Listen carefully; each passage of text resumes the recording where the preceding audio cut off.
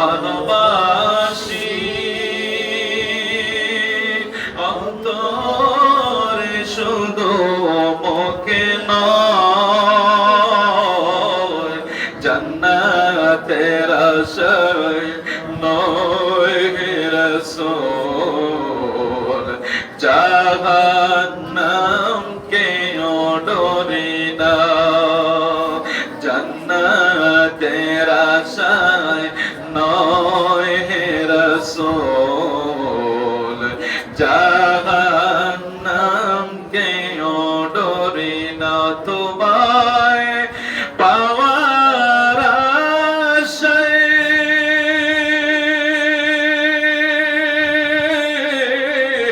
এবং ছুটে যায় মদিনায় এই গরিবদের আরজি শোনো একবার খাবে দেখা দাও না এই গরিবদের আরজি শোনো একবারে রওজায় নিয়ে যাও না হে রাসূল তোমায় ভালোবাসি অন্তরে শুধু মুখে নয় জান্নাতের আশায় নয় হে রাসূল জাহান্নামকে ডরি না যেদিন দিদার হবে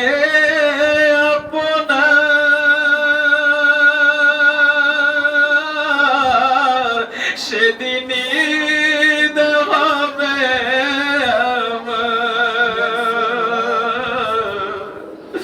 সেদিন দিদার হবে আপনার সেদিন ঈদ হবে আমার এই মন তো আর মানে না একবার দেখা দাও না এই মন তো আর মানে না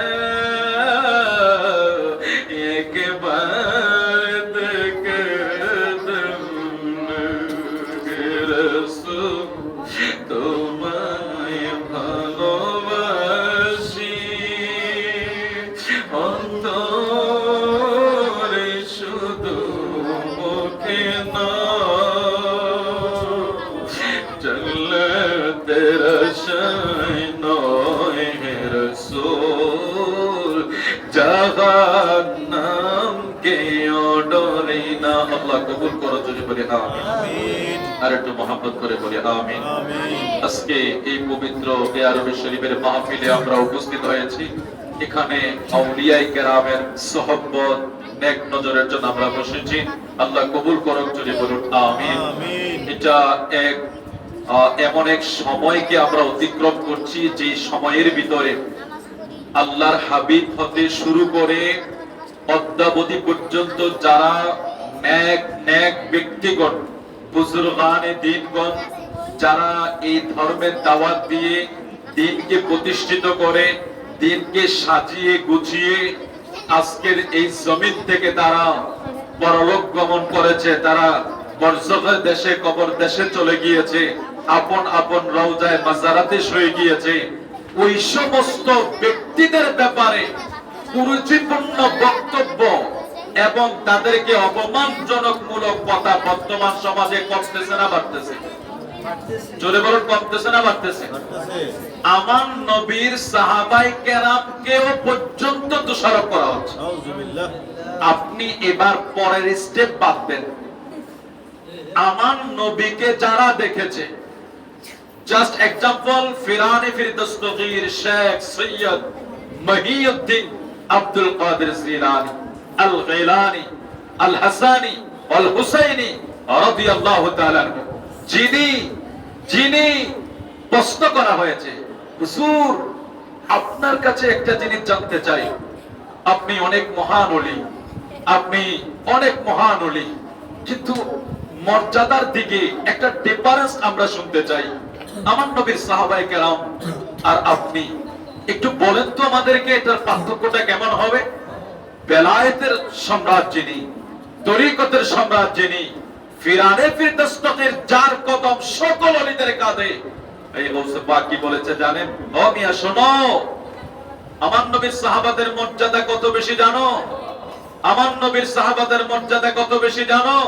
আমার নবীর সাহাবীরা যেই ওটের উপরে মরুভূমিতে এসেছিল, যেই ওটের উপরে আমার নবীর সাহাবীরা বসেছে, ওই উটের পায়ের সাথে যে ধুলাগুলি মরুভূমিতে উড়েছে, আমার নবীর সাহাবীদের চড়া উটের পায়ের ধুলার সমান মর্যাদা আমি আব্দুল কাদের জিলানীর নাই। চলে বলুন আল্লাহু আকবার। আপনি চিন্তা করতে পেরেছেন আজকের হুজুরদের বেয়াদবি? ওরা আমার গৌসে পাককে মন্দ বলে, গরিবে নওয়াজকে মন্দ বলে, খুদ সাহাবায়ে কেরামকে মন্দ বলে, ওরা সাহাবায়ে কেরামকে কখনো কখনো বেদাতীও বলে ফেলে, বলে ওসমান বেদাত করেছে, আবু বকর ওমররা বেদাত করেছে। আল্লাহ হেফাজত করুক। ঠিক এমন একটা ক্লান্তি সময়ের ভিতরে এই কি আরবে শরীফের মাহফিলগুলোর প্রয়োজন আছে না নাই? আবার এই মাহফিলগুলো যখন হবে তখন কার কথা বলবে? গৌসে পাকের কথা বলবে, গরিবে নওয়াজের কথা বলবে, আহমদ শ্রীকোটের কথা বলবে, তাই শাহুজুর কেবলার কথা বলবে, তৈব শাহুজুর কেবলার কথা বলবে। তো এখানে যখন আউলিয়া কেরামের শান ও আজমতের একটা রাস্তা চলে এসেছে, আমরা জাতিকে কিছু শিক্ষা দেওয়ার জন্য আমাদের একটা সুযোগ এসেছে, সময় এসেছে। এই জন্য কি আরবে শরীফের মাহফিলগুলো, তরিকতের দরবারগুলি বা খানকাগুলিতে চালু আছে। আলহামদুলিল্লাহ, আল্লাহ আমাদেরকে এইভাবে চালু রাখার তৌফিক দান করুক, যদি বলে আমিন। দেখুন, আশ্চর্যের বিষয় হলো আমরা জানি না যে আমাদেরকে প্রথমে গায়েল করা হয়েছে, এই যে তোমরা ওলি ওলি করো, এগুলি কি কোরআন শরীফে আছে? এরকম আমাদেরকে বলে কি বলে না? আমাদেরকে এমন তুচ্ছ তাচ্ছিল্য করে, বলে তোমরা যে বলো এগুলি কোরআনেও নাই, হাদিসেও নাই। অথচ এই নাই শব্দটা যিনি বলতেছে, ওনার পক্ষের লোক খুব সহজে ওনার পক্ষে দাবিত হয়ে যাচ্ছে। না, উনি তো ঠিকই বলেছে। আরে ভাই, নাই যে বলেছে, আপনি কি একবার চিন্তা করেছেন উনি কোরআন শরীফের কয়টা আয়াত করেছে? কোরআন শরীফের বেশ কম ৬৬৬৬ আয়াত আছে।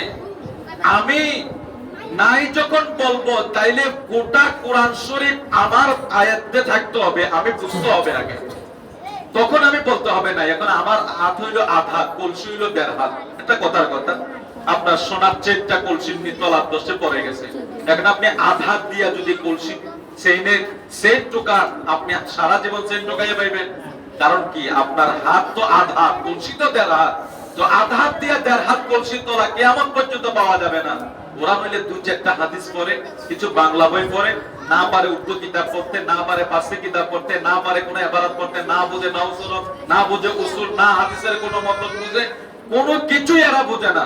এদেরকে যদি হাদিসের উসুল সম্পর্কে জিজ্ঞেস করা হয়, এরা বলবে এগুলি দরকার নেই, আমরা ডাইরেক্ট সহিহ হাদিস মানি। একটা ভাষা পাইছে সহিহ হাদিস, সহিহ হাদিস, সবার একটা কি সহিহ জিজ্ঞেস করলে কি? আমার এই ভাই একদিন এক মুসল্লির জিজ্ঞাসা, মানে নামাজ পড়তেছে তো একসাথে, তো দেখে হের পিছনে হ্যাঁ গিয়া পড়ে সূরা ফাতিহা পড়তেছে। ইমামের পিছনে কি সূরা বলা যায়? ইমামের পিছনে সূরা বলা যায়? আমাদের মাযহাবের মত হলো ইমামের কেরাতে মুক্তাদের কেরাত। তো এখন ও যখন পড়তেছে, কলেজে পড়ে আর কি, তো ওকে ধরলো, উনি ধরছে, আচ্ছা এই ভাই তুমি যে পিস পিস করছো ইমামের পিছনে, তুমি কি করছো? কয় আমি এটা সহিহ হাদিস। আপনি দেখেন তার মুভমেন্ট দেখেন, অথচ সে পড়ে নিলে কলেজে পড়ে, সে ডাইরেক্ট বলতেছে আমি এটা সহিহ হাদিসে পেয়েছি। আচ্ছা ও কি বুঝবে? মাদ্রাসার বারিন্দায়, মাদ্রাসায় ঘুরতে ঘুরতে হেফজখানা ছিলাম 10 বছর, কামেলের হাদিস, কামেলের ফিকহ শেষ কইরা এত কিছু ঘুরতে ঘুরতেও কথা বলতে কলিজা কাঁপে। আর ও কলেজে নাইলে ইউনিভার্সিটিতে পড়ে, নাইলে কলেজে পড়ে, নাইলে সর্বোচ্চ ভালো ডিগ্রি নিয়েছে। আমাদের যে আমরা যে কিতাবগুলি ঘুরে আসছি, সেই কিতাবের ধারেও তো তারা যাইতে পারে না, অথচ ঠুস করে বলে সহিহ হাদিস। আরে ভাই তুই কি বুঝলি সহিহ হাদিস? এদের মেন্টালিটি এদেরকে মাথায় ঢুকিয়ে দিয়েছে, সহিহ সহিহ সহিহ, ওরা সহিহ আর দেশের সব চাল। আল্লাহ হেফাজত করুন, যদি বলি আমিন। আশ্চর্য হয়ে যাবেন, সিলেটের এক মসজিদের ভিতরে, নাউজুবিল্লাহ বলেন, মসজিদ কি পবিত্র না অপবিত্র?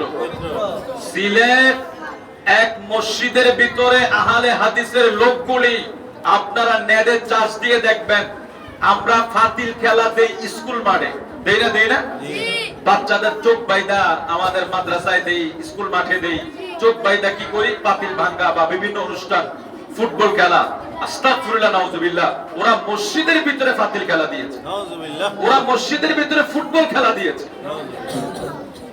তো এদের থেকে আপনি সহিহ হাদিস খুঁজতেছেন, ওরা সহিহ দলে, তার মানে সহিহ হাদিসে এখন এটা দলিল দিব যে আমরা সহিহ হাদিসে পাইছি মসজিদে খেলা যায়, সহিহ হাদিসে পাইছি মসজিদে ফাতিল ভাঙ্গা যায়।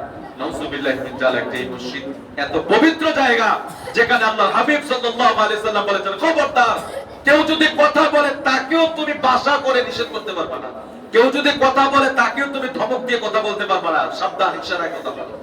মসজিদ যেখানে উচ্চ আওয়াজে কথা বলা যায় না, যেখানে ভদ্রতার সর্বোচ্চ পর্যায়ে যেখানে থাকতে হয়, আল্লাহর দরবারে নমনীয়তা থাকতে, সেখানে ওরা ফাতিল ভাঙার অনুষ্ঠান দিয়েছে। ওরা আবার বলে সহিহ হাদিসের দলে। আপনারা নেটে চার্জ দিয়ে দেখেন, আমরা বানিয়ে বলি না, আমাদেরকে ওরা গালাগালি করে, ওরা যা করে সব সঠিক, আর আমরা যা করি আমরা সব ব্যাটিং করি। তবে এটা মনে রাখবেন, আমরা যা করি এটা আজকের করি না, আমরা যা করি এগুলি ১৫০০ বছর আগ থেকে করে আসতেছে, আমরা নতুন করে কিছু করি না। জোরে বল সুবহানাল্লাহ। আপনি যদি জিজ্ঞেস করেন, ভাই আমার জামাত ইসলামী ভাইকে জিজ্ঞেস করেন, জামাত ইসলামী ভাইকে জিজ্ঞেস করলে তাদের একজন গুরু আছে, ওনার নাম হইল কি আবুল আলা মওদুদী সাহেব। আপনি তারপরে আহলে হাদিস যদি জিজ্ঞেস করেন, তাদের একজন গুরু আছে ইবনে তাইমিয়া বা নাসিরউদ্দিন আলবানী। আপনি ওয়াহাবিদেরকে জিজ্ঞেস করেন, তাদের একজন গুরু আছে, এটা হলো আব্দুল ওয়াহাব নজদি। কিন্তু আমাদেরকে যদি জিজ্ঞেস করেন, আমরা আমাদের কোন ব্যক্তির নাম আমরা কখনো নেই না, আমরা বলে আমরা যেটাতে আছি সেটা হলো আহলে সুন্নাত ওয়াল জামাত। আর যে আহলে সুন্নাত ওয়াল জামাতের কথা কোন মওদুদী সৌদুদীর সময় থেকে আসে নাই, এটা ১৫০০ বছর আগে স্বয়ং রাসূলুল্লাহ জবান মুবারক থেকে এসেছে। সুবহানাল্লাহ। আমরা কি নতুন করে কিছু বানাইছি? ১৫০০ বছর যা আসছে তো সেখানে আমরা মানতেছি। আসুন পবিত্র কালামে হাকিমে আপনাদের পরিচিত আয়াত আমি পড়েছি, আপনারা বলবেন হুজুর এই আয়াত ছাড়া কি আছে? কোরআন শরীফ অনেক আয়াত আছে, ওলি আল্লাহর স্মরণে অনেক আয়াত আছে, কিন্তু পরিচিত একটা আয়াত বললাম, এটা আপনারা মনে রাখবেন যাতে মানুষগুলোকে বলা যায় যে বাবুরে তোমরা যে ওলি আল্লাহদেরকে মাজার পূজারি বলে বলে মানুষগুলোকে মিসগাইড করতেছো, অথচ এই দেশের এই ভারত উপমহাদেশের ইসলামটা এসেছে ওলি আল্লাহদের হাতে, ইসলামটা এসেছে ওলি আল্লাহর হাতে। আগে খানকা এসেছে, তারপরে মসজিদ। খানকাওয়ালারা ইসলাম প্রচার করার পরে মসজিদ করতে পেরেছে, অথচ তোমরা এখন খানকা ভেঙে দাও, তোমরা এখন খানকার মূল্যায়ন করতে চাও না, তোমরা বলো এগুলি মাজার পূজারি। এসে আল্লাহ হেফাজত করুন, বলি বলি আমিন। আল্লাহ পাক পবিত্র কোরআনে ঘোষণা করে দেয়, আলা ইন্না আউলিয়া আল্লাহ লা খাউফুন আলাইহিম ওয়া লা হুম ইয়াহজানুন। এখানে বড় এক আশ্চর্যের বিষয়, আল্লাহ বলে আমি সাবধান করে দিলাম, এই এলাকার নামটা কি নেবে? আশরাফপুর, আশরাফপুর না? আশরাফপুর নবীর প্রেমিকেরা, আল্লাহ যখন বলে সাবধান, এই কথাটার ওজন আছে না নাই? খুব খেয়াল করে শোনেন, ওরা ধ্বংস হয়ে যাচ্ছে, কিন্তু আমরা দেখেছি তো ওলি আল্লাহর বিরুদ্ধে যে কথা বলছে সে দুনিয়াতে শাস্তি পেয়েছে। ও ভাই বলছে শুধু কি শাহজালালের মাজারকে ওরা ঘুরিয়ে দিবে, লাঠি দিয়ে ভেঙে দিবে। আল্লাহ কি কুদরত দেখছেন? ঠ্যাং দিলে কবরে যেতে পারছে না। ও ভাই মাজার ঠিকই আছে, ভাঙতে পারে নাই, ভাঙতে পারে নাই, কিন্তু ওরা ওদের ফাও গুলি নিয়ে কবরে যেতে পারে নাই, ফাও কেটে রেখে দিচ্ছে জমিনে আলে না। বদরশাকে মশায় কামড়াইছে, ওরা বলতো, এখন ওদের নিজেরাই দুনিয়া মশার কামড় খেয়ে কবরে গেছে। আমরা এরকম অনেক নজির দেখেছি। এই জন্য এখানে সাবধান করছি আপনাদেরকে, সর্বস্তরের ভাইদেরকে সাবধানতার সাথে বলছি, যেহেতু আল্লাহ বলেছেন কথাটা। আল্লাহ বলেন আলা সাবধান, আমি একটা বিষয় তোমাদেরকে সাবধান করে দিলাম। কাদের ব্যাপারে মাওলা তুমি সাবধান করে দিচ্ছ? এটা এত আশ্চর্যের বিষয়। মালিক, মালিক কোন বলে ফায়াকুন বলার আগে সব হয়ে যায়। মালিক এমন ক্ষমতার অধিকারী, মালিক যদি চায় আমার শ্বাস ভিতরে নিয়ে বাহিরে করার সুযোগও না দিতে পারে, কিনা বলেন? বাবা, এই দেশের সর্বোচ্চ ক্ষমতাবান ব্যক্তি চেয়ারে বসে আছে, টাকার অভাব নাই, পয়সার অভাব নাই, একবারে আজরাইল ঢুকার কোনো ব্যবস্থা নাই, কিন্তু আল্লাহ যদি চায় তাকে আর রাখবো না। আর এক কদম চলার ক্ষমতা আছে? কথা বলুন, আছে নাকি? আওয়াজে বোঝা যায় আছে মনে হয়। এই পৃথিবী বড় রঙের বাজার। কিছুদিন আগে দেখলাম এক নারী পুলিশের হাতে ধরা খেয়েছে, না কি হয়েছে? ও ভাই, ও বলে এক রাতে 87,000 টাকার মদ উনি এক রাতে গেছে। তো আরেকজনে ফেসবুকে লেখছে, বাংলাদেশে বলে গরিব। কেমনে গরিব বেটা? এক রাতে এরা 3 লাখ 3 লাখ 4 লাখ টাকার মদ খেয়ে বসে থাকে, ওরা বলে গরিব। এরা বলে গরিব দেশের মানুষ। হায় হায় হায় হায়, আল্লাহ হেফাজত করুক, বলি আমিন। তো আল্লাহ যদি চায় সেকেন্ডের ভিতরে আমার আপনার রূহটা কবজ করে নেওয়া সম্ভব কি সম্ভব না? আল্লাহু আকবার কাবীর, আল্লাহু আকবার কাবীর। তাইলে মালিক এত ক্ষমতার অধিকারী হওয়ার পরে ওই মালিক যদি কোনো বিষয়ে সাবধান করে দেয়, এই আশরাফপুরের মুরব্বীরা, সরদারেরা, councillor, chairman, MP, member, SPDC যখন কোন বিষয়ের উপরে বলবে সাবধান, এলাকার মানুষগুলি কাঁপতে শুরু করবে। এমপি সাহেব কেন সাবধান বলেছে, আমাদের ডিসি সাহেব কেন সাবধান বলেছে, যেই কাজের জন্য উনি সাবধান করেছে, সাবধানতা করেছে, আমাদের ডিসি সাহেব যখন বলবে সাবধান, এই কাজ কেউ করতে পারবা না, তখন সবাই নীরব হইয়া যাবে, তখন সবাই সেফ হইয়া যাবে। ওই ধরনের অন্যায়ের কাছ থেকে বিরত থাকার জন্য সবাই চেষ্টা করবে। আমরা যদি আমাদের বিবেক দিয়ে চিন্তা করি, একজন এসপি ডিসির সাবধানের ধমকে আমরা থরথর কইরা কাঁপবো। মালিক রে, তুমি যখন বললা সাবধান, এটা কত বড় এক ভয়াবহ বিষয়। এই জায়গায় যদি একটু 19-20 হইয়া যায়, এই জায়গায় যদি একটু এদিক সেদিক হইয়া যায়, আমরা তো কোনো উপায় থাকবে না। আল্লাহ বলে আলা সাবধান, ইন্না নিশ্চয় আউলিয়া আল্লাহ, যারা আমি আল্লাহর বন্ধু, তাদের ব্যাপারে আমি তোমাদেরকে সাবধান করে দিলাম।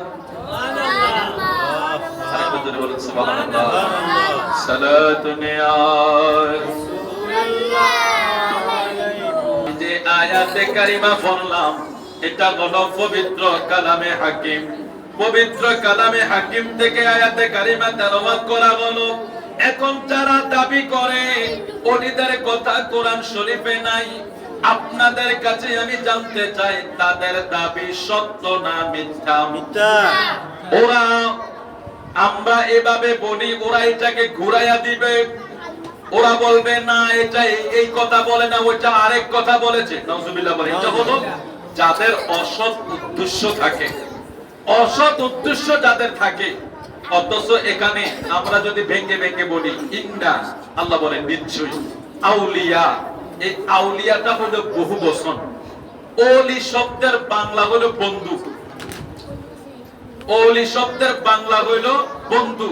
তো এখানে এসেছে আউলিয়া। আউলিয়া আল্লাহ। পুরা শব্দের অর্থগুলি হয় যারা আল্লাহর বন্ধু। কার বন্ধু? আল্লাহর। আচ্ছা, এখানে একটা বিষয় আছে, দেখেন আমরা সবাই আল্লাহর বান্দা, কিন্তু আল্লাহ এখানে বান্দা বললেন না, বন্ধু বললেন কেন? সুবহানাল্লাহ বলবেন না? বান্দা তো সবাই, কিন্তু এখানে বন্ধু বললেন কেন? এই বন্ধু বলার একটা সমাধানের একটা হাদিস শরীফ আছে, বুখারী শরীফ। আপনারা শুনবেন তো ইনশাআল্লাহ? কষ্ট হবে না আপনাদের? এখন আমাদের তো প্রচন্ড তাপমাত্রার কারণে আমাদের জীবন অসহনীয় হয়ে যাচ্ছে। ও ভাই, মরু অঞ্চলের হাওয়া এখন আমরা খাইতেছি। তো আজকে একজনে লেখছে, মালিক, যে আবহাওয়া ছিল মরুভূমির মরু অঞ্চলে, ওই মরুভূমির ওলারা টাকাও তো ছিল। তো মরুভূমির মরু অঞ্চলের যে শেখদেরকে যে টাকা দিয়েছো এসি কেনার জন্য গরম দেওয়ার পরে, এখন আপনারা যেহেতু মরু অঞ্চলের গরম দিয়ে দিছো, আপনারও কিছু টাকা পয়সা বাড়াইয়া দাও, এসি দেও তো কিছু। বিষয়টা তো যৌক্তিক। আপনি আরবে যান, এর প্রচন্ড গরম সব সময়, 40+, 50 প্লাস এদের কি থাকে, তাপমাত্রা থাকে, কিন্তু এরা কষ্ট পায় না। এরার অধিকাংশই এই সামান্য সামান্য রুমে এদের এসি। যারা আরবে থেকে বিদেশ থেকে এসেছেন এরা সব জায়গায় কিন্তু এসি লাগানো। তার কারণ কি, এদের প্রচন্ড তাপমাত্রার কারণে। কিন্তু এখন দেখা গেছে ওই আরবের তাপমাত্রা আমাদের দেশে। আজকে এক সংবাদে দেখলাম এক ছেলে রাস্তার, আমাদের যে নর্থ বেঙ্গলের দিকে রাস্তার এই যে ফাঁকার ভিতরে ডিম বাজতেছে। তাহলে এবার বুঝেন তাপমাত্রাটা কি পরিমাণ। আমাদের কুমিল্লা তো হিসাবে অনেক যে পরিমাণ, কিন্তু তার চেয়ে বেশি কিন্তু নর্থ বেঙ্গলের দিকে, চুয়াডাঙ্গা, রাজশাহী, ওই দিকে কিন্তু অনেক প্রচুর তাপমাত্রা পড়তেছে। তো এখন আল্লাহ যদি আমাদেরকে একটু ওই শেখদের মতন পয়সাটা বাড়িয়ে দিত, তাহলে আমরা একটু এসি লাগাইয়া তাপমাত্রাটা সহ্য করতে পারতাম। কিন্তু টেয়া তো দিছে না, কিন্তু তাপমাত্রা তো দিয়ে দিচ্ছে। কিন্তু আমরা তো এই দেশের মানুষ কয়জন যারা দুর্নীতি, ঘুষখোর, সুদখোর, 2 নম্বরে পয়সা আছে, এরা তো এসি তো গাড়ি, অফিসেও গাড়ি, আর সরি এর কি গাড়িতেও তাদের এসি থাকে, অফিসেও এসি থাকে, তারপরে ঘরে গেলেও এসি থাকে। এরা তো রইতে তাপ শুধু কাল করতে বারোইয়া এই 5-10 সেকেন্ড হাইটা যাওয়ার সময় একটু করতে পারে আর কি, কিন্তু বাকি সময়টা করতে পারে না। আমরা তো যারা, আমার অনেক ভাইয়েরা দিন মজুর আছে, অনেক ভাইয়েরা সারাদিন কাজ করে, বিভিন্ন কিছু বিক্রি করে, রাস্তাঘাটে থাকতে হয়, ও প্রচন্ড গরম তাপ সহ্য করে নিতে পারে। আল্লাহ যাতে আমাদেরকে এই সমস্ত কারণ, আমার নবীজি বলেছেন, আবু হুরায়রা রাদিয়াল্লাহু তাআলা থেকে হাদিস, নবীজি বলেছেন যখন দেখবা তোমরা তোমাদের তাপমাত্রা বেড়ে গেছে, তখন বুঝবা এটা জাহান্নামের নিঃশ্বাস, এটা জাহান্নামের নিঃশ্বাস। আল্লাহর হাবিব সাল্লাল্লাহু আলাইহি সাল্লাম বলেছেন গরমের তীব্রতা এবং তীব্র শীত পড়া, ঠান্ডা পড়া, তীব্র গরম পড়া, দুটোটাই জাহান্নামের নিঃশ্বাস। সুতরাং তোমরা ওই সময় আল্লাহর কাছে পানা চাও, আল্লাহ যাতে আমাদেরকে হেফাজত করেন। জোরে বলি আমিন। আর একটু মহব্বত করে বলি আমিন। আল্লাহ এই আয়াতে কারিমার সামনের অনেক আলোচনায় আছে। এখন আল্লাহ প্রথম যে শব্দটা ব্যবহার করলেন, আমি গোটা এই ওয়াজ অনলাইন জগতে যাবে, মাইকের আওয়াজ গোটা এলাকা ছড়িয়ে যাচ্ছে। যারা শুনতে চান আপনাদেরকে বলবো, দলীয়করণ বাদ দিয়ে দেন, হৃদয়ের ভিতরে মহব্বত লালন করেন। আল্লাহ এই আয়াতে কারিমায় আল্লাহ তাআলা আমাদেরকে কি সংবাদ দিয়ে দিয়েছেন, সূরা ইউনূসের 62 থেকে 66 নম্বর আয়াতে আল্লাহ আল্লাহর ওলিদেরকে কতটা ভালোবাসেন, ওলিদের কথা আল্লাহ কিভাবে সাবধান করে দিলেন। যে ওলিদের ব্যাপারে আল্লাহ সাবধান করলেন তারা হইল আল্লাহ পাকের আউলিয়া, আল্লাহ পাকের বন্ধু। শুধু আল্লাহ একথা বলে ক্ষান্ত হয় নাই, আল্লাহ বলে দিয়েছে এরা শুধু আমার বন্ধু নয়, এদের ব্যাপারে আরো শুনে নাও, আলা ইন্না আউলিয়া আল্লাহ, এরা হলো এই পর্যন্ত হলো এরা আমি আল্লাহর বন্ধু। এদের পাওয়ার তোমরা শুনে নাও, লা খাউফ, এদের কোনো ভয় নাই। সুবহানাল্লাহ। হাসরের ময়দান বড় ভয়াবহ জায়গা, কবর বড় মুসিবতের জায়গা। আরে মৃত্যুটাই তো এত ভয়ের সময়।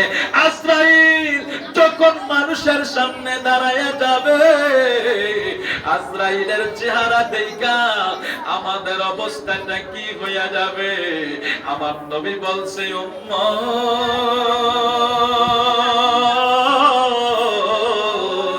আজরাইল যখন তোমরা সামনে দাঁড়ায়া যাইব, যার পাও থাকবে জমিনে, মাথাটা দেখাবে আসমানে, চোখগুলি বড় বড় দিঘির মতো হবে।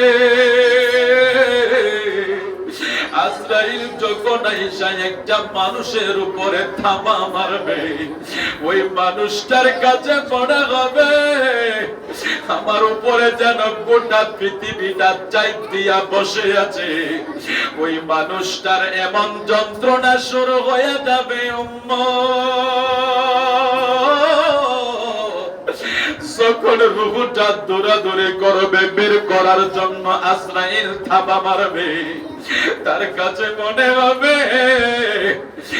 70টা জিন্দা বকরিরে টানাইয়া, জিন্দা যদি চামড়া গুলি ছিলাইলে যত কষ্ট অনুভব হইতো, আজরাইল যখন রূহটা কবজ করবে তার চেয়ে বেশি হাজার গুণ বেশি কষ্ট অনুভব আজরাইলের রূহ কবজের সময়। জোরে কোন আল্লাহু আকবার। মরণের যন্ত্রণা বড় কঠিন। আমার নবী এই মৃত্যুর ব্যাপারে আমাদেরকে অনেক সাবধানতা করে দিয়েছেন। আপনারা অনেক সময় দেখে থাকেন, অনেক মুরব্বীরা আছেন, আপনারা অনেকের মৃত্যু দেখেছেন। আমার এক মুসল্লি বলল, হুজুর একটা লোক তার মৃত্যুর অবস্থাটা দেখে আমার খুব ভয় লাগতেছে। বলে কেন? আমি দেখলাম সে মাথাটা শুধু লুকায়, তার চেহারাটা আমরা এভাবে ভাঁজ করে দেই, সে চেহারাটা লুকাইয়া ফেলে। একবার ডান দিকে লুকায়, একবার বাম দিকে লুকায়, একবার নিচের দিকে তাকায়, এত ছটফট শুরু করেছে আমাদের দেখে ভয় লেগে গেছে। সে মনে হয় কিছু দেখতেছে, যার জন্য তাকে আমরা চেহারা উপরের দিকে দিতে পারি না। সে চেহারা একবার নিচের দিকে লুকায়, এমন ভাবে মাথাটারে আশ্রয়। আমরা পরে বুঝতে পারছি আমার নবী যে বলছে আজরাইল বড় ভয়ের সুরত লইয়া আসবো। আজরাইলকে দেইকা মানুষগুলি এমন পাগল পারা হইয়া যাইব, দুনিয়ার ছেলেরা হাজার চেষ্টা করলেও ওই টাইমে তারে রাখতে পারবে না। আরে ওই টাইমে তারে রাখার কোন সম্ভব শক্তি দুনিয়ার কারণে সবাই চিৎকার করবে, সবাই চিৎকার করবে। আমার নবী কয়, উম্মত এই মরণের যন্ত্রণা বড় কঠিন হবে রে উম্মত, এই মরণের যন্ত্রণা বড় কঠিন হবে রে উম্মত। তাইলে এই মরণ থেকে আল্লাহ যখন বলে দিয়েছেন লা খাউফ, একটা বান্দার ব্যাপারে অর্থাৎ আল্লাহর বন্ধুর ব্যাপারে যখন বলেছেন লা খাউফ, তার কোনো ভয় নাই, এই শব্দ যখন আল্লাহ ব্যবহার করে ফেলেছে, এখন আমরা এখানে এসে ঠিক এই জায়গা থেকে এসে আজকের গিয়ারবি শরীফ যখন করছি, আমাদের ফিরানে ফির দস্তগীরকে আমরা কখনো বলতে পারিনি যে উনি জাহান্নামী, অথবা ওনার উপর কোনো অপবাদ দেওয়া সম্ভব হয়নি। কারণ উনি আল্লাহ, উনি এমন বন্ধু, স্বীকৃতিওয়ালা বন্ধু। আর গাউসে পাক তো মাদার জাব বলি, জোরে কোন আল্লাহু আকবার। এটা ভিন্ন বিষয়, হাকিকতান আলোচনা অনেক ভিন্ন বিষয়, কিন্তু না দুনিয়া যাহা কিছু উনি দুনিয়ায় দেখিয়েছে এগুলি তো আমরা বিশ্বাস করতে পারি নাই। বিশ্বাস না করার একমাত্র কারণ হলো আপনার শরীয়তের এলেমের পাশাপাশি ইলমে তাসাউফ তরিকতের এলেমের বড় প্রয়োজন। কেউ যদি শুধু শরীয়ত শিখে সেটা দিয়ে সে সমাধান পাবে না, আবার কেউ শুধু শুধু তাসাউফের ইলমে তরিকত শিখে সেটা দিয়েও সে সমাধান পাবে না। দুটোটা ইলম শিখার প্রয়োজন। আজকে অধিকাংশ মহল শুধু শরীয়তের কিতাব পড়ার কারণে, ওলি আল্লাহর দরবারে না যাওয়ার কারণে, ওলি আল্লাহদের কিতাব না পড়ার কারণে, ধরেন বড় মৌলবী হয়ে গিয়েছে, সিয়াসিতার কিতাব পড়ছে, দাওরা পড়ছে, আলিয়াত থেকে কামেল হাদিস, ফিকহ, তাফসীর যা আছে সব দিছে, কিন্তু একটা তাসাউফের কিতাব পড়ে নাই। ওই মোল্লা জীবন নিয়ে বড় শঙ্কিত। কেন জানে? কারণ সে যেই জায়গায় যাওয়ার কথা, যেখানে গেলে তার সিয়াসিতার হাদিস হেফাজত হইতো, ওই কাউন্টারে সে যাইতে পারে নাই। সে না যাওয়ার কারণে তাকে শরীয়তের এলেমে তার অবস্থা খারাপ করে দিচ্ছে। এই জন্য ওলি আল্লাহর দরবারে গেলে ঈমান এবং আমল ইলমের হেফাজত হয়। কারণ এটা হলো ওর, এখন ওলি তো সাধারণ ব্যক্তি না, ওলি হলো কি, যিনি আল্লাহর বন্ধু। তো যারা আল্লাহর বন্ধু হইয়া যায়, যিনি সরকারের নিকটস্থ লোক হইয়া যায়, তার কাছে যদি আপনার, তার সাথে যদি আপনার সম্পর্ক থাকে, আপনি আপনার অনুদান পেশ অসুবিধা হইব। আল্লাহর যারা বন্ধু হইয়া যায়, তো ওই বন্ধুর কাছে যখন আপনি যাবেন, তখন আর দুনিয়ার কোন মানুষ আপনার ঈমান আমল কেড়ে নিতে পারবে না। এই জন্য ওলি আল্লাহর দরবারে যাইতে হয়। এখন আল্লাহ বলে দিলেন লা খাউফ, তাদের কোনো ভয় নাই, ওয়ালা হুম ইয়াহজানুন, তাদের দুনিয়াও ভয় হবে না, আখিরাতেও ভয় হবে না। এখানে পরের আয়াতগুলির ভিতরে কিছু আলোচনা আছে। ওলি কারা হবে এগুলি বলতে গেলে সময় দরকার। ওলি কারা হবে এটা একটু শর্ট করে বলে দেই। আল্লাহ বলছেন আল্লাযিনা, যারা আমানু ঈমান আনে, ওয়া কানু ইয়াত্তাকুন, যারা ভয় রাখে অন্তরের ভিতরে। প্রথম বললেন ওলির ব্যাপারে সাবধান, এবার পরের আয়াতে বলছেন আল্লাযিনা আমানু, কারা ওইমা ওলি হতে পারবে, কারা আমি আল্লাহর বন্ধু হতে পারবে। আল্লাযিনা আমানু, যারা ঈমানওয়ালা। এখন ঈমানওয়ালা কারা? ঈমানওয়ালা তো যারা আমার আল্লাহ এবং আল্লাহ রাসূলের প্রতি পরিপূর্ণ বিশ্বাস রাখে। এখন আমাদের দেশে দেখা যায় আল্লাহরে যদিও মানে, আল্লাহ মানার ব্যাপারেও ঝামেলা আছে, সেদিকে যাব না, কিন্তু আমার রাসূল মানার ব্যাপারে ঝামেলার কম না বেশি? আমার নবীরে বড় ভাই কয়, আমার নবীরে মাটি বলা, নবী ইলমে গায়ব জানে না, গায়েব নাজর জানে না, নবী নূর না, নবী কিছু পারে না, নবী মরে গেছে, বসে গেছে, নবী আত্মহত্যা করতে চেয়েছে। নাউজুবিল্লাহ। আল্লাহ তুমি আমাদেরকে ক্ষমা কইরো, তোমার বন্ধুর ব্যাপারে আমরা এই শব্দগুলি কখনো বলতে চাই না। আজকে বেয়াদবে রাসূলরা এই ভাষাগুলি সমাজে ছড়িয়ে দিয়ে যুব সমাজকে শেষ করে দিয়েছে। আজকের যুব সমাজ আমার নবীরে ভালোবাসতে চায় না। ও দুশমনের রাসূলেরা, তোমরা আমার নবীরে তাদের হৃদয় থেকে সরাইয়া কি করলা? আজকে আমার দেশের ছেলেরা ওই খেলোয়াড়ের অনুসরণ কইরা চুল রাখে। আমার দেশের ছেলেরা সেলিব্রিটি যারা কি জানি ওই নায়ক ফায়ক আছে, এদেরকে অনুসরণ কইরা শরীরে কাপড় লাগায়। আমার দেশের ছেলেরা ওই সমস্ত বেহায়াপনা যারা করে, তাদের শরীরের অনুসরণ করে, তাদের চুলের অনুসরণ করে, তাদের পোশাকের অনুসরণ করে। আমার অথচ অনুসরণের ক্ষেত্রে প্রথম অনুসরণ যদি করতে হয় আমার নবীর অনুসরণ করতে হবে। ঠিক কিনা বলেন? আমার মাতার আমি যদি পোশাক পরতে হয় আমার নবীর অনুসরণে পরতে হবে। মাথায় টুপি লাগাবো আমার নবীর অনুসরণে লাগাইতে হবে। আমি দাড়ি রাখবো আমার নবীর অনুসরণে দাড়ি রাখবো। আমি চুল রাখবো আমার নবীর অনুসরণ কইরা চুল রাখবো। আপাত মস্তক নূর নবীজির অনুসরণে সাজাতে হবে। আজকের যুবকেরা কার অনুসরণে সাজায়? আপনি সেলুনে গেলে দেখবেন বিভিন্ন নায়কের দাড়ির স্টাইল, নায়কের চুলের স্টাইল, খেলোয়াড়ের দাড়ির স্টাইল, খেলোয়াড়ের চুলের স্টাইল। এখন যুবকদেরকে তোমরা কোথায় নিয়ে গেলা? যেদিন থেকে আমির হামজায় বক্তায় কইছে নবীরে ভালোবাসতে হবে, এটা কোরআন হাদিসে নাই। এই দেশের হাজার হাজার যুবক আমার নবীর ভালোবাসা থেকে এরা দূরে সইরা গেছে। নাউজুবিল্লাহ বলবেন না? ওই বক্তা যেদিন থেকে বলেছে নবীর ভালো, হায় হায় হায়, আমার নবীরে ভালোবাসতে হবে, সে বলে কোন জায়গায় পায়। আর ভাই দুনিয়াকে ভালোবাসা ছাড়া চলে? ও ভাই সন্তান স্বামী স্ত্রীকে ভালোবাসে, স্ত্রী স্বামীকে ভালোবাসে, ভাই ভাইকে ভালোবাসে। ও ভাই ভালোবাসা তো যুগ যুগ ধরে চলতেছে। ও ভাই সব জায়গার ভালোবাসা ঠিক, আমার নবীর ভালোবাসাটা পাওয়া না।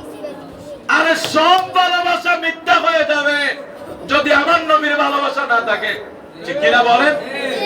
গোটা দুনিয়ার ভালোবাসা একদিকে, রহমতের নবীর ভালোবাসা একদিকে। নূর নবীর ভালো না বাসতে পারলে গোটা দুনিয়ার ভালোবাসা মিথ্যা, গোটা দুনিয়ার প্রেম প্রীতি মিথ্যা। আগে ভালোবাসতে হলে নূর নবীকে ভালোবাসতে হবে। এরা দলিল লাগায় নবীর ভালোবাসা পায় না। আল্লাহ আল্লাহ, আমার নবীর ভালো না বাসতে তো ভালোবাসবো কাকে? আমার নবী তো বলে দিয়েছেন লা ইউমিনু আহাদুকুম হাত্তা আকুনা আহাব্বা ইলাইহি মিন ওয়ালিদি ওয়া আওলাদি ওয়ান নাসি আজমাইন। তুমি যদি আমি নবীরে তোমার জানের চাইতে, সন্তান সন্ততি, পিতা মাতা সবকিছু চাইতে বেশি ভালোবাসো না বাসো, তুমি তো ঈমানদার না। আমার নবী বলে দিয়েছে তুমি ঈমানদার। বড় সাবধান। আজকে দেখেন এদের মজলিসগুলো অনেক বড়, এদের মাদ্রাসাগুলি অনেক সুন্দর, এরা দামি গাড়িতে চলে। ও ভাই টাকা কি আসমান দিয়ে হেরোয়া পড়ে? এরা টাকা আনে করতে, এরা সুযোগ সন্ধানী। টাকার জন্য বেদাত, টাকার জন্য জায়েজ। একটা বাস্তব কথা আপনাদেরকে বুঝাতে পারবো না। আল্লাহ আমাদেরকে ইবাদত করে বলি আমিন, মহব্বত করে বলি আমিন। এখন আল্লাহ কি বলছেন? ওলি কারাম আল্লাযিনা যারা আমানু যারা ঈমান আনে। এখন ঈমানদার কারা? ঈমানের মূল হইল নবী মুহাম্মদুর রাসূলুল্লাহ সাল্লাল্লাহু আলাইহি ওয়াসাল্লামের ভালোবাসা। নূর নবীর ভালোবাসা যাদের অন্তরে আছে তারাই ঈমানদার হবে।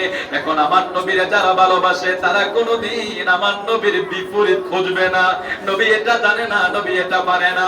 যারা নবীরে ভালোবাসে তারা বলবে আমার নবী সব জানে, আমার নবী জিন্দা নবী, আমার নবী মেরাজ করেছে, আল্লাহকে দেখেছে, আমার নবী হায়াতুন নবী, আমার নবী নূরুন আলা নূর নবী, আমার নবী হাজার নাজার নবী, আমার নবী ইলমে গায়েবের খবর দেন ওয়ালা নবী।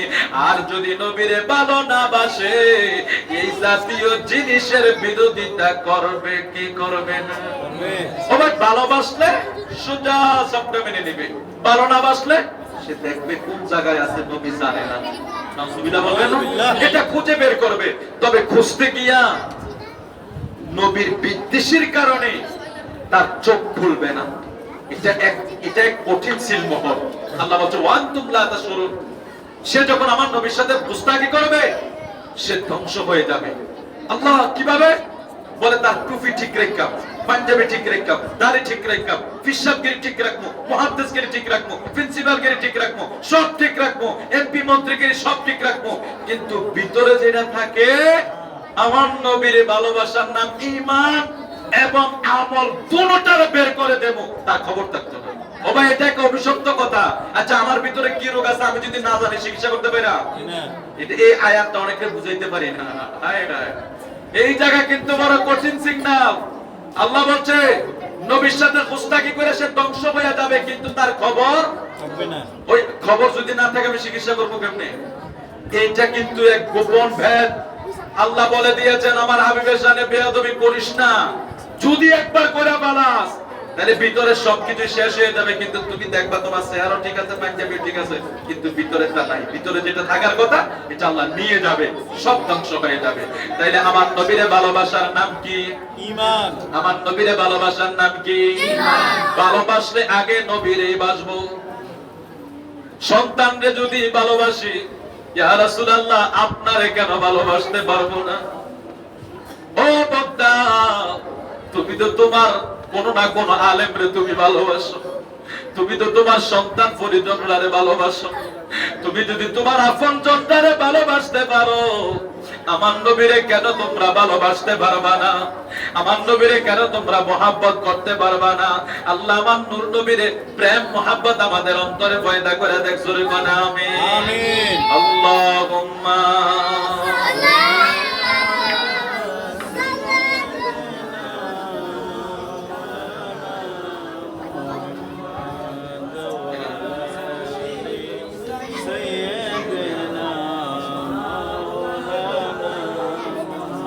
আল্লাহুম্মা সাল্লি আলা সাইয়্যিদিনা। আমি আল্লাহকে ভয় করি।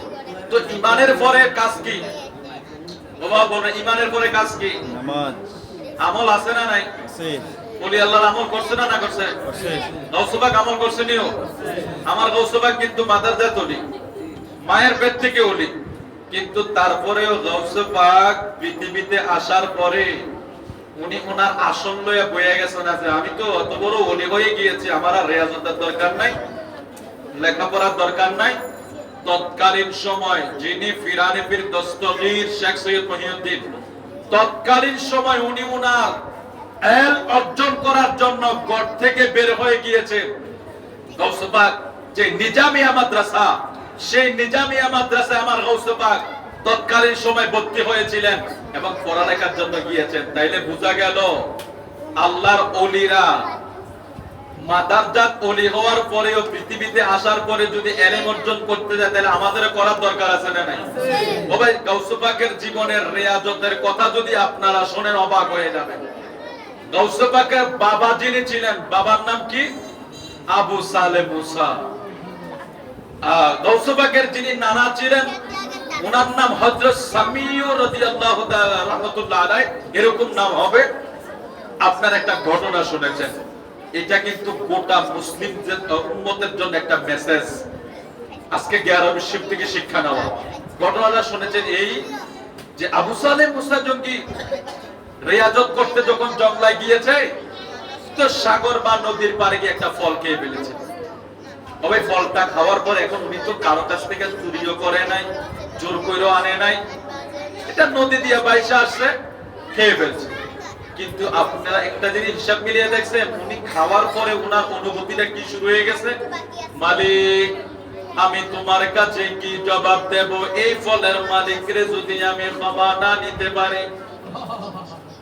আজকে আমরা ফরের সম্পদ গ্রাস করার জন্য একটা সেকেন্ড ভাবি না, অথচ ফিরানে ফির দস্তগীর গৌসে পাকের বাবা আবু সালেহ মুসা একটা ফল মাত্র খাওয়ার পরে এবার উনি সন্ধান শুরু করলো, এই মালিককে আমি কোন জায়গায় পাবো? মালিকের সন্ধানে ঘাটে আর বলে, আল্লাহ ময়দানে মাশরে যদি আমারে জিগাও, আমি এই ফলের দায় কেমনে তোমারে দেব রে আল্লাহ? কার টাকা পকেটে ঢুকাইলাম খবর নাই, কার জায়গা জমি দখল কইরা বাড়ি করলাম খবর নাই, অথচ আমি কিন্তু ঠিকই মারা যাচ্ছি। আমার এই অবৈধ সম্পদের উপরে আমার সন্তানেরা আরামায়েশ করে। কবরের অবস্থা যদি দুনিয়ার মানুষেরা দেখতো, পাগলের মতো বইয়া যাইতো। আল্লাহ তো এটা গোপন রাখছে, কিন্তু পরের হক আল্লাহ কোনদিন মাফ দিবে না। আমার নবী কয়, যারা 1 বিঘা জমিও যদি কারো হক নিয়ে আসে, 1 বিঘা কতটুকু? সামান্য। 1 বিঘা জমিও যদি কারো হক সে যদি নিয়ে আসে, এটা হাদিস শরীফে আছে, 1 বিঘা জমিও যদি কারো হক সে তার নিজের কাছে কইরা নেয়, আল্লাহর হাবিব ঘোষণা কইরা দেয়, 1 বিঘা জমি গ্রাস করার কারণে ময়দানে মাশরে এই যত বড় পৃথিবী আছে, এই রকম 7টা পৃথিবীর সমান পৃথিবী তার গলায় আমার আল্লাহ হাশরের ময়দানে ঝুলাইয়া দিবে। নাউজুবিল্লাহ। এবার হিসাব মিলিয়ে দেখেন আপনাদের দেশের অবস্থা।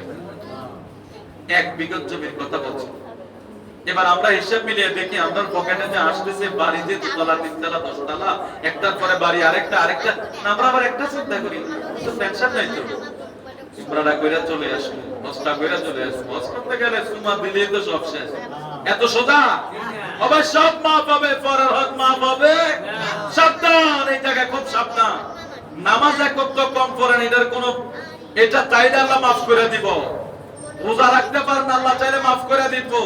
কিন্তু পরের একটা টাকাও যদি আপনার পকেটে আসে, আপনি জেনে যদি খেয়ে থাকেন, আল্লাহ বলে আমি ওটা মাফ দেব না। এই জন্য বলি, এই জায়গায় আমরা খুব সাবধান থাকতে হবে। আমার হাত দ্বারা, আমার জবান দ্বারা, আমার চলার দ্বারা, আমার ক্ষমতা দ্বারা, আমার চলার দ্বারা যাতে আমার পাশের ভাইয়ের ক্ষতি না হয়। আল্লাহ আমাদেরকে হেফাজত করুক, জোরে বলে আমিন। তো ফিরানে ফেরদৌসের শেখ সৈয়দ মুহিউদ্দিন আব্দুল কাদের জিলানীর বাবা একটা ফলের দায়, এটাকে ক্ষমা নেওয়ার জন্য খুঁজতে লাগলেন। যাইতে যাইতে ফলের বাগানের কর্মচারীদেরকে বললেন, ও বাগানের কর্মচারীরা, এই বাগানের মালিকের সন্ধান আমার একটু দিয়া দাও। এটা আল্লাহ পাকের এক লীলা খেলা। উনি সন্ধান নিয়ে বাড়ির ভিতরে গেলেন। বাড়ির ভিতরে গিয়া হযরত সামিউর রাদিয়াল্লাহু তাআলা উনিও ওই ফলের বাগানের মালিক, যিনি তিনিও বড় আল্লাহওয়ালা, তিনিও বড় বুজুর্গ ব্যক্তি। গাউসে পাকের বাবা আবু সালেহ যখন যাইয়া বলছে, হুজুর আমি আপনার একটা ফল এমনি এমনি করে আমি খেয়ে ফেলেছি, এটা যদি আপনি আমারে ক্ষমা না দেন, আমি ময়দানে মাশরে বড় মুসিবতে পড়ে যাব। আমার আল্লাহ যদি আমারে জিগায়, আমি এটার জবাব আমি মাওলার কাছে কি দিয়া দেব?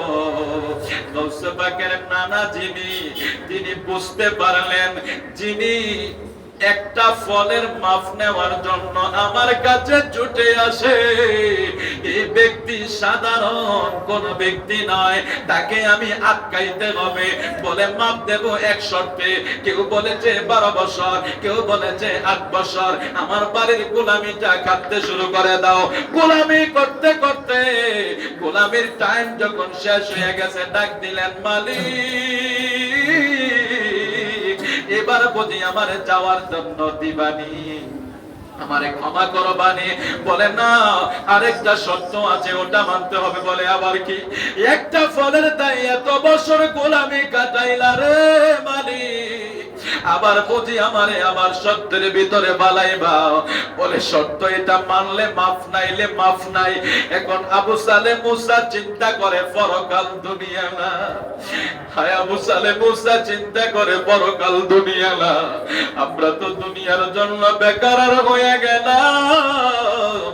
কে কারে খুন করব, কে কারে মার্ডার করব, কে কারে শেষ করে দেব। অথচ আবু সালে মুসা কয় আমার ময়দানে মাশর, হাসরের ময়দান বড় দুনিয়ার চেয়ে। আল্লাহ যদি সেদিন ধরে আমি বাঁচতে পারবো না, তিনি তখন বলেন ঠিক আছে আপনার আরো শর্ত দেন, আমি পূরণ করব। উনি বললেন আমার ঘরের একটা মেয়েকে বিবাহ করতে হবে। আরে কি মেয়ে বিবাহ করবো? আসছি কি জন্য আপনার মেয়ে বিবাহ করবো? বলে শুধু মেয়ে না, আমার মেয়ে কিন্তু এক ধরনের প্রতিবন্ধীর মতো। বলে কিরকম? বলে যে হাত পা চোখ দেখতে কালো কুশ্রী, এই জাতীয় একটা মেয়ে তুমি বিয়ে করবা, করলে তোমাকে ক্ষমা করবো, নাইলে করবো না। এ কি আজীব বিষয়! কত বড় পরীক্ষার ভিতরে পড়ে গিয়েছে পিরানে বিদাস্তগীরের বাবা আবু সালেহ মুসা জঙ্গি। ঠিক আছে, আমার পরকাল দরকার, দুনিয়া দরকার নাই। আপনি যেভাবে চাচ্ছেন আমি সেভাবে রাজি আছি। আমার বিয়ে শাদী হয়ে গিয়েছে। গৌসুল পাকের বাবা পরীক্ষায় পাশ হয়ে গিয়েছে। যখন ওনার বাসরে উনি প্রবেশ করে দেন, প্রবেশ করে দেখে যেন এক পূর্ণিমার চাঁদ ওনার বাসর ঘরে চলে গেছে। দেখেছে ওনার শ্বশুর যেটা বলেছে যে কালো কুশ্রী এই সেই, এটা কিছুই না। এ যেন এক জান্নাতি হুরের মতো দেখা যাচ্ছে।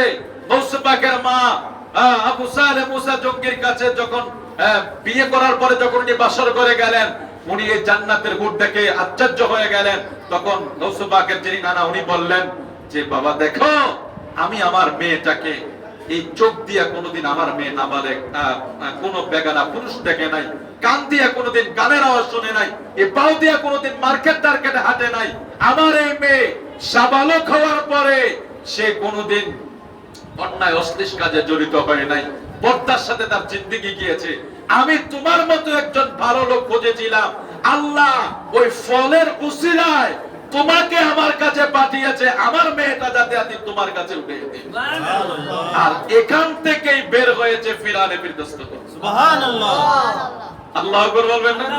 কি আশ্চর্যের বিষয় দেখছেন? তো এবার দেখেন, আমরা ছেলে মেয়েরা আপনারা বাদ দেয় না। আমরা ছেলে মেয়েরা আপনারা খাবার দেয় না, তো দিব কেমনে?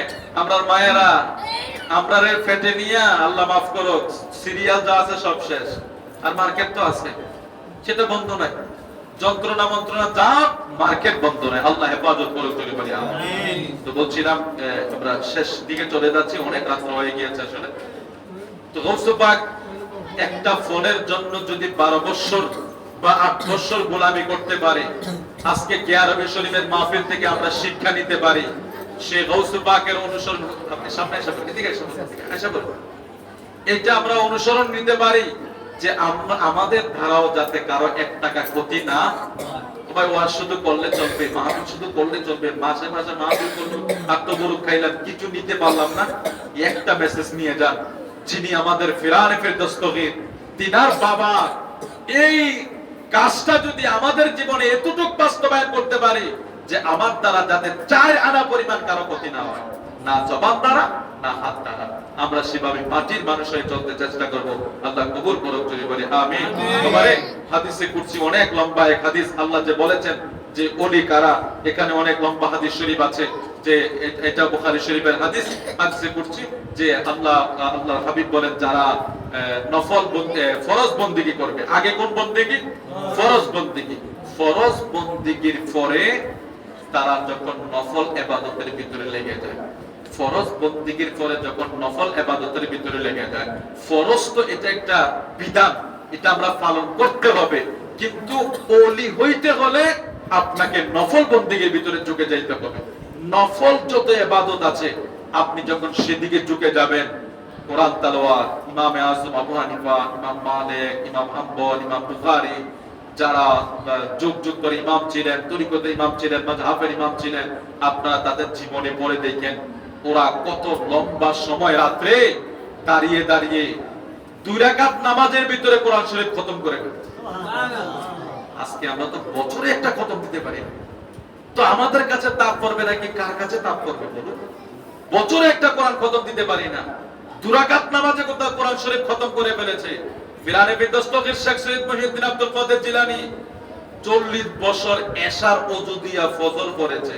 সুবহানাল্লাহ। এটার হিকমতটা কি জানেন? তার মানে বোঝা গেল ওনার পিঠটা বিচারের সাথে লাগায় নাই, 40টা বছর একাদাসে ইবাদতে কাটিয়ে দিয়েছে। সুবহানাল্লাহ।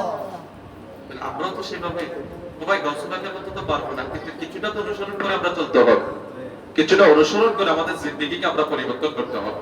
এভাবে আপনি আসেন, খাজা গরিবে নওয়াজ বলেন, নিজামুদ্দিন আউলিয়া বলেন, খাজা কুতুবুদ্দিন বখতিয়ার কাকি বলেন, তারপরে আমাদের শ্রীকুর দরবার শরীফের আমরা শ্রীকুরি শাহ হুজুর বলেন, কি জানি তৈ শাহ হুজুর বলেন, তাই শাহ হুজুর বলেন, এদের সাধনাগুলি আপনারা দেখেন, এদের সাধনাগুলি আপনারা দেখেন, এদের সাধনাগুলি কত কঠিন সাধনা ছিল। এই শ্রীকুর দরবার শরীফের এক কেরামত, শ্রীকুর দরবার শরীফের আল্লাহর ওলি উনি চিঠি লিখছেন তৎকালীন সময়, যখন জামিয়া তো অনেক আগে, উনি চিঠি লিখছেন যে জামিয়ার লাইব্রেরিতে মজমুআয়ে সালাত, যেটা একটা আব্দুর রহমান সোহরাবী রাহমাতুল্লাহ আলাইহি যিনি দুরূদ শরীফের কিতাব লিখেছেন 30 পারায় 30 খণ্ডে, এই আব্দুর রহমান সোহরাবী রাহমাতুল্লাহ আলাইহির কিতাবটা কোথায় আছে? জামিয়ার লাইব্রেরিতে। তো তৎকালীন সময় কি নাই, ফোন নাই, মোবাইল নাই, এভাবে কথা বলা, চটপট কথা বলার কোনো সুযোগ নাই। তখন শ্রীকুট দরবার থেকে একটা চিঠি লিখেছে, কোথায়? জামিয়া বরাবর, যে জামিয়ার লাইব্রেরির দুরূদ শরীফের কিতাব মজমুআয়ে সালাতে কিছু পোকা ধরেছে, তোমরা কিতাবকে তাড়াতাড়ি হেফাজত করো। তো ভাই পাকিস্তান বসে জামিয়ার কিতাবের লাইব্রেরির পোকার খবর আল্লাহর ওলিরা নেয় কেমনে? সুবহানাল্লাহ। ক্ষমতা দিছে কে? আল্লাহ। আল্লাহ। এই জন্য এটা দিয়ে তো কিছু দেয়া যাবে ওয়ালের বাইরে, আসল চক্কর এখানে, এটা করতে হবে, মূল চক্কর এই জায়গায়, এটাকে ওয়াশ করতে হবে, এটার খাবার দিতে হবে। আমরা তো এখন আগের মা বোনেরা দেখতাম, মুরব্বীরা দেখতাম, নাস্তা বানানোর আগে রুহের খাবারটা আগে দিত, নফসের খাবার দেওয়ার আগে রুহের খাবার দিত। কেমনে রুহের খাবার দিত? সকালবেলা আসলে সকালের রৌদ্রের আলোতে মা বোনেরা বসে বসে কোরআন শরীফ পড়তেছে, দরজাটা খুলে মুরব্বী বাবারা কোরআন শরীফ পড়তেছে, নাস্তা খাওয়ানোর আগে, সূরা জ্বালানোর আগে আগে রুহের খাবার দিত, রুহের খাবার দিত, তারপরে নফসের খাবার দিত। এখন তো রুহের খাবারের কবর নাই, নফসের খাবার তো সারছে আগে পেট, আগে আমরা ভাবতো বলি হয়ে গেছে, আগে পেট শান্তি তারপরে দুনিয়া। আমরা বলি না এখন আগে পেট শান্তি, অথচ আগে কোনটার শান্তি করতে হবে? আগে রুহের খাবার দিতে হবে, আগে রুহের খাবার দিতে হবে, তারপরে আপনি পেটের খাবারের চিন্তা করবেন। এই জন্য আমরা মুসলমান, আমাদের ঘরের কোরআন যাতে পড়ে না থাকে, আমরা 5 ওয়াক্ত নামাজ যাতে আমাদের মিস না হয়। আমাদের যুগ যুগ শ্রেষ্ঠ যারা ওলি আল্লাহ ছিল, এরা কেউ নামাজবিহীন ছিল না, কোরআন তেলাওয়াত করাবিহীন ছিল না। এই জাতীয় কথা যাতে কোনো পীর, কোনো মুরিদ যদি বলে যে নামাজ লাগবে না, এমনি আমাদের পীর আমাদেরকে নিয়ে যাবে, আপনি মনে করবেন এটা ভণ্ড, মনে করবেন এটা ভণ্ড। এটা চিহ্নিত করবেন যে না, এটা লেবাস লাগাইছে, মূলত সেটা ভণ্ড। এবার পীর হোক আর মুরিদ হোক, কারণ আমরা পাই না, আমরা যতটুকু ইতিহাস পড়েছি খাজা গরিবে নওয়াজ হতে শুরু করে কোন আউলিয়ার জীবনের এক এক সাধনা যে কত ব্যাপক ছিল কল্পনাও করতে পারবেন না। শাহজালাল ইয়ামিনী, শাহপুরান জালালী যারা বাংলাদেশে এসেছে, ভারতবর্ষের খাজা গরিবে নওয়াজ হতে শুরু করে, আপনি এদের সাধনার কইরা দেখেন। এখন আপনি অনেক পীর সাহেবের আছে চেয়ারটা পাইনি, আর কি এখানে কিছু লাগবে না, নামাজ রোজা লাগবে না, এই ভণ্ডামির কারণে আমাদের সুন্নিয়তের বদনাম হয়, হক্কানি পীরদের বদনাম হয়। সুতরাং যারা বলবে নামাজ লাগবে না, মনে করবেন এখানে কোনো সুফিবাদী নাই, এখানে ভণ্ডামি চলতেছে। এখন কিন্তু এগুলি আবার করে, আমি ইদানিং কিছু ভিডিও দেখতেছি, এক সুফিবাদী একটা ইয়ে আছে, ফেজ আছে, এটার ভিতরে দাড়ি নেই, কিচ্ছু নেই, এদের টুপি একটা মাথা দিয়ে কয় কোরআন শরীফে নামাজ পড়লে জান্নাতে যাবে, কোন জায়গাতে আছে? অথচ নাম দিছে সুফি। তো এখন আমাদেরকে ভণ্ড বলে, আমরা তো সুফিবাদে বিশ্বাসী। এখন ওই যে তৃতীয় ব্যক্তি আমাদেরকে ভণ্ড বলবো, ওই যে দেখো ভণ্ডরা এখন নামাজ পড়া লাগবে বলে ফেলবে, কিন্তু এদের সাথে তো আল্লাহর ওলিদের কোনো সম্পর্ক নাই, ওরা ভণ্ডামি করার জন্য এসেছে। সুতরাং নামাজ এটা পড়তে হবে, কোরআন তেলাওয়াত আপনি করতে হবে, পর্দা এটা করতে হবে, আপনি শরীয়তের যা নিয়ম কানুন আছে আপনি এগুলি পালন করতে হবে। আপনি যদি একসময় বস্তু ওলি হইয়া যান সেটা ভিন্ন বিষয়, সেটা ভিন্ন বিষয়। যারা আল্লাহকে রাজি খুশি করে ফেলেছে, এলার এই দুনিয়ার এইটা সিস্টেমের জন্য এরা এগুলি পরোয়া করে না। যারা স্বয়ং আল্লাহর সাথে যাদের সবসময় কথাবার্তা হয়, ও ভাই ইমাম আজম আবু হানিফা যখন আল্লাহকে দেখে, ইমাম আজম আবু হানিফার ওনার জীবনীতে লেখা আছে উনি আমার আল্লাহকে 99 বার স্বপ্নে আল্লাহ দিদার হয়েছে। তো এটা কি ছোটখাটো কথা নাকি? ওরা কোন দরজায় চলে গেছে। এখন আপনি যদি ওদের দরজার কথা বলেন, আমি এক ওয়াক্ত নামাজ ঠিক করে পড়তে পারি না, আর আমি যদি বলি ইমাম আজম আবু হানিফার বিষয়, তাহলে এগুলি হবে না। এজন্য আমাদেরকে সেই রাস্তা অনুসরণ করে আমাদেরকে চলতে হবে। আপনাদেরকে অনেক কথা বলে ফেলেছি, আর আমি জানি না কতটুকু গোছাইতে পেরেছি, যেহেতু রাত্র অনেক হয়ে যাচ্ছে, আমরা সামনের দিকে বাড়ছি না। আমাদের অনুষ্ঠান আমরা এখানে সমাপ্ত করতে চাই। ছোট ছোট বাচ্চারা, এরা আমি